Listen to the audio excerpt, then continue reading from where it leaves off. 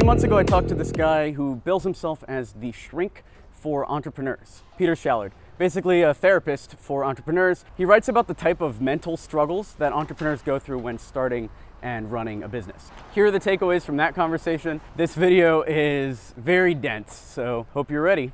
We started with what are the biggest psychological struggles that entrepreneurs go through? I always say that entrepreneurs are kind of unique, beautiful snowflakes, that there's a lot of different ways that they can kind of have dysfunction or, psychological hang-ups. There's really almost too many to list. I think that one of the biggest ones actually comes from the very double-edged sword of entrepreneurship, which is being so extraordinarily ambitious and putting such extraordinary high expectations on the self, in terms of your performance. Entrepreneurs are kind of crazy. You have to be a little nuts to sign up for this statistically improbable kind of dice roll of a career where you're hoping to be in the tiny kind of percentage who win big in business. Then I asked him, what burden does entrepreneurship come with? It comes with this crazy kind of psychological burden of having extraordinary high demands on yourself, and also I think really struggling with isolation. Isolation and overwhelm are probably the biggest kind of patterns that I see in business owners of any kind, and I think that a big source of that problem psychologically is the very technology, the very kind of opportunity of entrepreneurship the sort of world offers us right now. You guys know this, I'm a digital nomad, so even though we have this team, they're all working from their own location. So I really wanted to touch on how physical isolation affects an entrepreneur. It's kind of crazy how we just kind of roll with the punches with the physical isolation, the changes and the difference that have happened there. We kind of consider that to be completely normal. But the fact is that this is the first generation of entrepreneurs who have built businesses in these environments, because even our parents' generation, right, let alone grandparents, this type of entrepreneurship wasn't possible. You couldn't sit there with a laptop and actually start something from nothing. I've built this business as the Shrink for Entrepreneurs, and I work one-on-one with a lot of founders of some pretty kind of sexy and exciting startups. But my second project, the second thing I've really done with this part of my career has been to start a company called Commit Action that really aims to help solve this lack of accountability issue. And we kind of fundamentally ask the question of our clients, which is there anyone in the world who knows whether or not you phoned it in this week or actually crushed it? And the answer to that question gets straight to the heart of the problem with modern entrepreneurship and sort of positions what we do at Commit Action. We have a team of accountability coaches who basically provide like a personal training for productivity service to basically be a lifeline for that isolation problem. And then I asked him why the situation would get worse.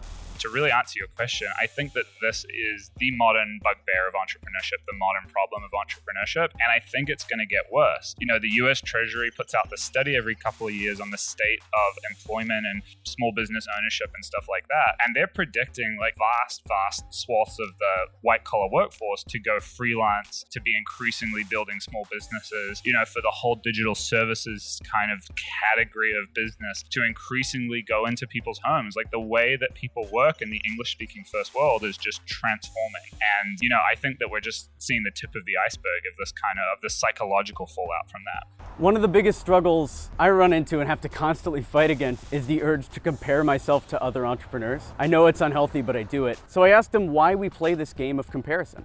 Entrepreneurs love to play the game of comparison. And I think that, again, the modern technology fuels this. It's so easy for us to be in, social media platforms that primarily give us a window into the best highlights of other people's lives and to see the other entrepreneurs in our networks and all the amazing stuff that we're doing. People are hearing about Elon Musk and the fact that he's running God knows how many companies. He probably started a new one this week, doing all of this crazy stuff. And they're kind of thinking, what's wrong with me? Why am I struggling to get so much done with my one business that I'm running? There's this comparison game that entrepreneurs play that I think really trips them up. And what's crazy about it is that all those superstar entrepreneurs who we kind of idolize and look up to and create articles about their morning rituals and all this crazy stuff, these people have built a web of extraordinary accountability around them. The follow-up question was why everything seems easier for superstar entrepreneurs like Elon Musk. They're accountable to shareholders and advisory boards that they meet with regularly. They've got, huge teams of direct report VPs who are coming to them with scheduled meetings in their calendar where they just have to show up and provide vision and guidance, right? Being the best version of themselves is something that is demanded by the structure that they've built around them, which is a part of the success that they've created. Then we talked about the loneliness of entrepreneurship and why the entire system promotes that loneliness. Entrepreneurship is fundamentally lonely. And when people start self-sabotaging and tripping themselves up, I think that they ask, why am I broken? What's going on? But I think the real question and the thing that I really help liberating people by understanding is, the environment is broken and you have to do something to fix that isolation. Then I asked him what are the psychological changes he's seen from people in their first year of business to people 5 years in. The thing that people struggle with really early on is people who are massively confused around bright, shiny object syndrome. Bright, shiny object syndrome is what we call it, which is basically a sort of an imaginary unicorn of medicine that people chase because they're overwhelmed and they're not sure specifically what it is that they should be doing. There's a phase very early on when people start a new project and decide to kind of become self-employed and do this thing. They kind of get to a place where if someone was to stop them in the street and say, what is it exactly you're doing to grow your business today? They wouldn't really know. They wouldn't have a good answer. And so typically we see people get sucked into this multi-billion-dollar industry of like self-help and, training resources and checking out what other people are up to online. I see a lot of small business owners just chase after these bright, shiny objects, thinking like, oh, this stuff isn't working. This other thing over here is the answer, right? Oh, this amazing new marketing strategy. That's the answer. I got to do that. We get really excited because we don't know what we don't know. We only see the upside. We're not aware of like the challenges of that. And so we take this new idea, we capture that bright, shiny object and we start playing with it.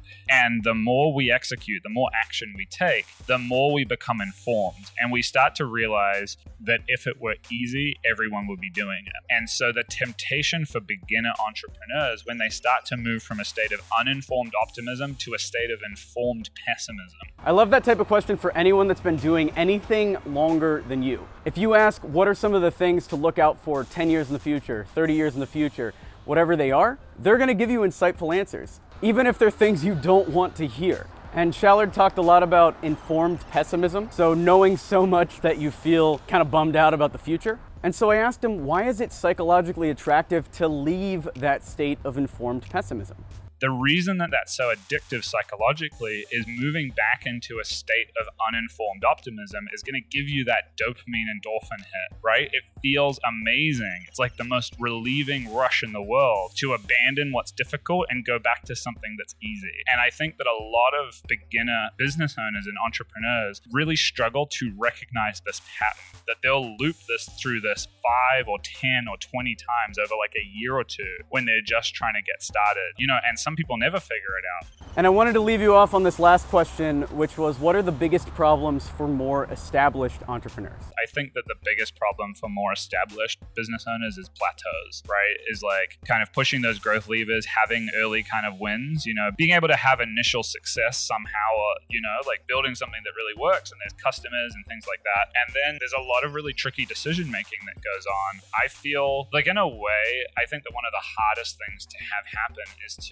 to have overnight success as an entrepreneur and go from playing around with an idea to like a year later or 6 months later, scaling up a team and suddenly dealing with like payroll and overhead and like all this crazy stuff going on. There's a lot of capabilities that I think that entrepreneurs assume they'll figure out in real time, but they aren't really prepared for. It's always good to track the growth process, and the psychological stuff matters because as you grow and you master the systems of business, most of it becomes surviving. Taking customer complaints without freaking out and without quitting, hiring people, dealing with HR issues, recruiting, all of that. So mastering your psychology is huge. Do me a favor, think of one friend that you think would get value from this video and send them a quick email. Hey, found this video, thought you might find it interesting. Quick link. We're trying to hit 100,000 subs this year, so every share means a lot. Help me turn my heart from iron back into whatever the normal human heart is made of. Cells. Also, if you run a digital agency and you need help marketing your business, we focus mostly on iOS development, web development, branding, advertising, marketing agencies, and we help them find more enterprise customers. So if you want to do that, check out experiment27.com. I'm Alex Berman. Thanks for watching.